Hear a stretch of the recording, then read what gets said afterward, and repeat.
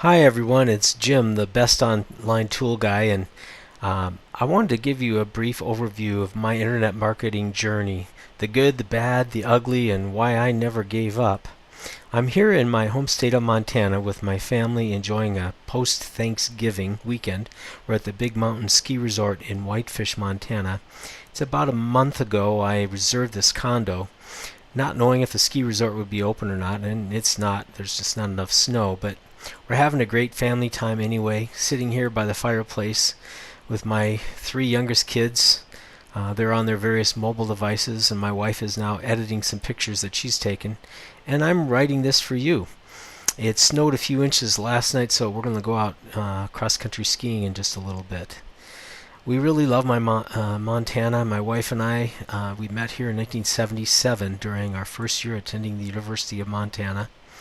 And since then, we've married. We raised six, count them, six incredible kids. Our youngest is 12 and our oldest is 30. We have four grandkids and one more on the way. And in a word, we are thoroughly blessed. Yep, I'm a 55-year-old internet marketing hack. I love internet marketing, but it hasn't always been fun. And let me tell you what led me to this stage of my life. I'd love for you to learn from my journey, and hopefully you'll avoid some of the awful mistakes that I made along the way. My dad was an entrepreneur, and I grew up watching him find struggling businesses to rebuild and eventually to sell. He was really good at what he did, so I figured that since my dad could do it, and good business sense must run in the family. So in 1987, I opened my first business. It was a carpet cleaning business, a carpet and upholstery business. And I worked day and night trying to build my business. I barely made a living. I'd clean all day and into the evening, and then after getting the kids to bed, my wife and I would go down to the basement office until after midnight and just try to figure out how to keep the books and keep the business afloat. I really began to wonder why the heck anyone ever wanted to go into business for themselves. There's just so much to learn, and I really felt like nobody had the answers that I was looking for. And after reading a great book, which I would highly recommend, The E-Myth by Michael Gerber, I started to learn that my dad really did know something about business that I just didn't know. And that lesson is this. When people buy businesses, they do it to grow an asset that works for them, not to buy themselves a job. And this really is a theme that would just keep coming back to me over and over again in my business life. And so, anyway, I struggled for about 3 years. I hired a couple of employees, and I dug myself deeper into a financial hole. It looked from the outside like we were doing pretty well, but I really knew better. After 3 years, I had more employees and sales and more expenses, and I had less income. Growth doesn't necessarily mean profit. So, what do you think I did? Well, I started another business. Right? Doesn't that make sense? This time it was a maid service. I figured going from 2 employees to 15 would be a piece of cake. Not.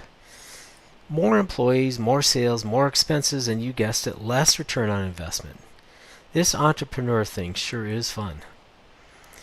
After another 4 years, I finally figured I had the solution. You guessed it, start another business.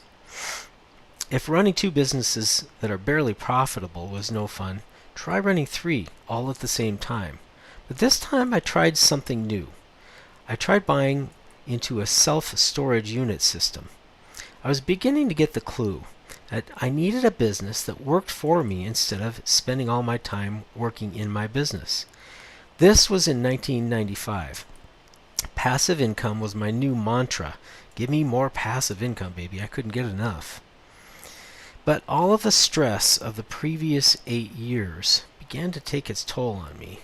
I had had a taste of this new passive income thing, and I decided to sell the maid service and focus more on my carpet cleaning and my storage business. I've never been so relieved not to own a business. So in 1996, my carpet and upholstery cleaning business was rapidly growing into a 24-hour disaster restoration business. I was working as hard as ever, and the business was making money. I was enjoying the passive income from our self-storage business as well, and really not glad not to be owning a maid service. But I was fighting this nagging cough, and an employee of mine took me on a business trip about 5 hours from home. And when I got there, I had an out-of-control fever. They hospitalized me. I was delirious, and I was in there for 3 days with pneumonia. My doctor warned me that this was really a close call and that it really could have finished me off. That experience convinced me that I had to back off. More than ever, I wanted the business to work for me instead of me working for it day and night. I finally sold the cleaning business in 1998, and I got down to one self-storage business. Life was a lot better. I loved our passive income storage business. But then I'll never forget that one day, sitting in front of my computer screen, sick to my stomach, watching amazing passive income evaporate out of thin air. It only took a few days, and all but a few hundred of our $15,000 monthly income was gone, forever, along with the money that we had invested in those sites. So, fast forward to 2005, still searching for the ideal passive income business. Then I thought I found it, the internet. It was exploding with opportunities, and I wanted my piece of the pie. So without knowing much about search engines, internet marketing, affiliate programs, SEO, Google, spiders, PageRank, article writing, pay-per-click, or anything else, I decided to purchase a stable of existing websites that were generating about $15,000 a month in affiliate revenues. It was awesome. Amazing, highly optimized sites. That was in July of 2005. Well, what could be better, right?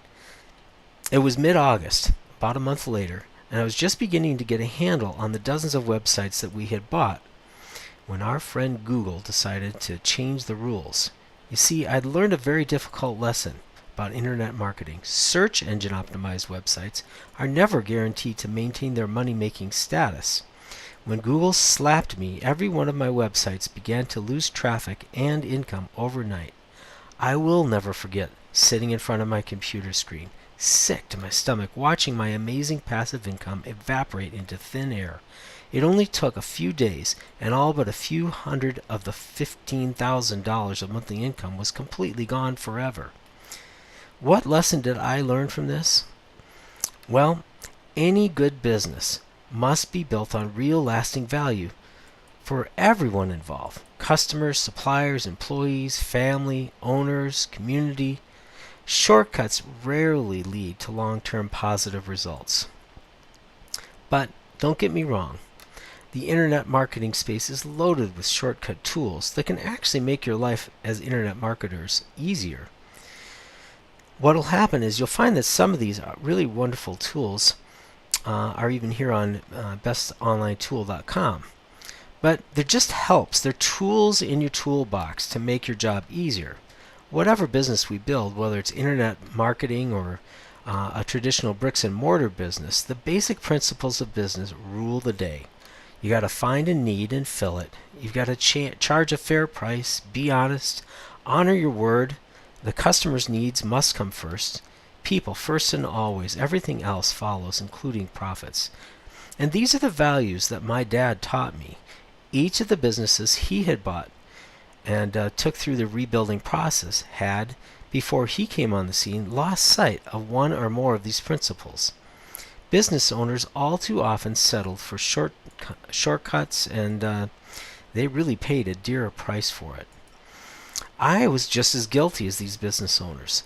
I thought I could buy an easy stream of passive internet income without having to work for it, without having to earn it. No matter what some so-called gurus try to tell you, nothing of value really comes without work. Mind you, that work really is a lot of fun and can be very exciting and rewarding, but it's not free. It doesn't happen just by the push of a button or turning a key. And we internet marketers, we're famous for using terms like push button easy and turnkey and done for you.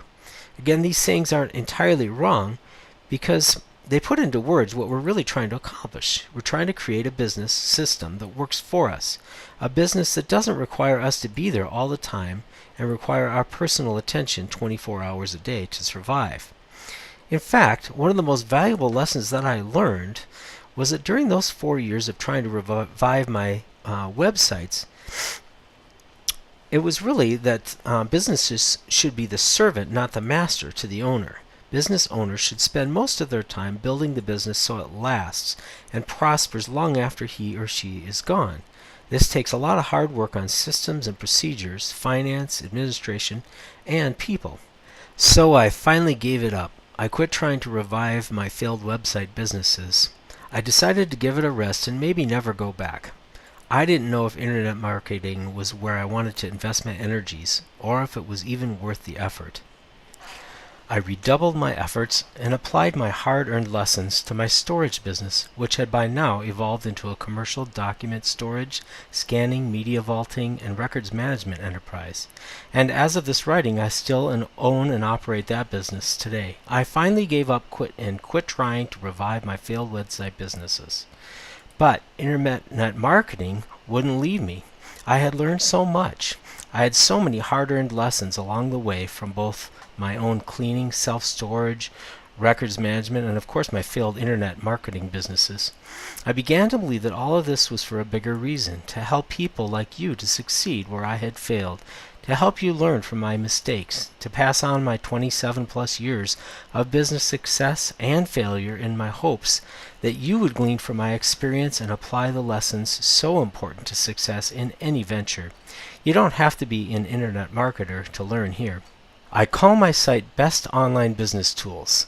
It's a compilation of reviews, interviews, recommendations of products and tools that you can use to make your internet life more effective and more profitable.